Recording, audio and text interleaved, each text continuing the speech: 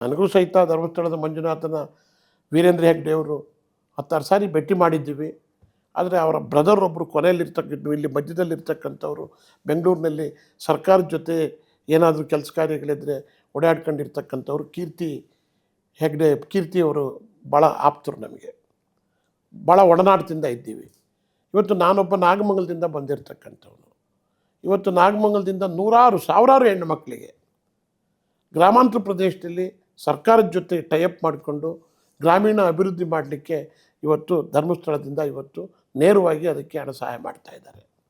ಇದ್ರ ಜೊತೆಗೆ ಭಾಳ ಸರ್ಕಾರದ ಕೈಲಿ ಒಂದೇ ಸಾರಿ ದುಡ್ಡು ಕೊಡೋಕ್ಕಾಗದೇ ಇದ್ದರೂ ಸಹಿತ ಹಂತವಾಗಿ ನಾವು ಸಹಿತ ಪುರಾತನ ಕಾಲದ ದೇವಾಲಯಗಳು ಕೆಳಗೆ ಬಿದ್ದಿದ್ದರೆ ಅಂಥವನ್ನ ಉದ್ಧಾರ ಮಾಡಬೇಕು ಅಂಥೇಳಿ ಧರ್ಮಸ್ಥಳದ ಮಠದ ಸ್ವಾಮೀಜಿಗಳು ಅದಕ್ಕೆ ಪ್ರೇರಣೆ ಕೊಟ್ಟು ಸಪೋರ್ಟ್ ಮಾಡ್ತಾಯಿದ್ದಾರೆ.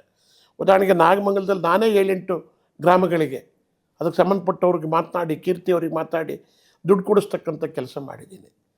ಈ ಕಡೆ ಹೆಣ್ಣು ಮಕ್ಕಳ ಉದ್ಧಾರಕ್ಕೂ ಕೆಲಸ ಮಾಡ್ತಾವ್ರೆ, ಈ ಕಡೆ ದೇವಸ್ಥಾನದ ಉದ್ಧಾರಕ್ಕೂ ಸಹಿತ ಪುನರುಜ್ಜೀವನಕ್ಕೂ ಸ್ಥಾಪನೆ ಮಾಡಲಿಕ್ಕೂ ಪ್ರಯತ್ನ ಮಾಡಿದ್ದಾವ್ರೆ. ಇದಲ್ಲದೆ 30,000 ಜನಕ್ಕೆ ಅನ್ನದಾಸೋಹ ಕೊಡ್ತಾ ಇರ್ತಕ್ಕಂಥದ್ದು ಭಾಳ ಸುಲಭದ ಕೆಲಸ ಏನಲ್ಲ.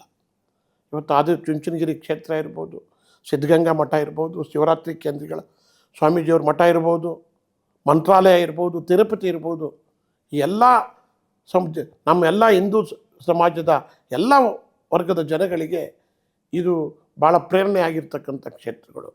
ಅದರಲ್ಲಿ ಭಾಳ ದಿವಸದಿಂದ ಹೆಗ್ಡೆಯವರು ಮೊನ್ನೆ ಬಂದವರಲ್ಲ. ನನಗೆ ತಿಳಿದ ಮಟ್ಟಿಗೆ 1968ರಲ್ಲಿ ಈಗಿರ್ತಕ್ಕಂಥ ಹೆಗ್ಡೆ ಸಾಹೇಬರು ಅಧಿಕಾರದ ಮುಂಚೂಣಿಗೆ ಬಂದಂಥವ್ರು. ಅವರು ಬಂದ ಮೇಲೆ ಎಲ್ಲರೂ ಒಂದು ಅನಾಹುತ ನಡೆದರೆ ಜಗತ್ತಿಗೆ ಗೊತ್ತಾಗೋಯ್ತದೆ. ಇವತ್ತೇನು ಕಾಲ ಬದಲಾವಣೆ ಆಗಿದೆ. ಇವತ್ತಿನ ಈ ಸೋಷಿಯಲ್ ಮೀಡಿಯಾ ಯುಗದಲ್ಲಿ ಈ ದೂರುದಾರರುಗಳು ಬೇರೆ ಬೇರೆಯವರು ಇಟ್ಕೊಂಡು ಒಂದು ಸಮಾಜವನ್ನು ಒಂದು ಸಂಸ್ಥೆಯನ್ನು ದುರುದ್ದೇಶ ಇಟ್ಕೊಂಡು ಮಾಡ್ತಾ ಇರ್ತಕ್ಕಂಥವ್ರು ಒಂದು ವರ್ಗ ಆದರೆ ಶೀಘ್ರವಾಗಿ ಗೊತ್ತಾಗ್ತಕ್ಕಂಥದ್ದೆಲ್ಲ ಗೊತ್ತಾಗ್ತದೆ.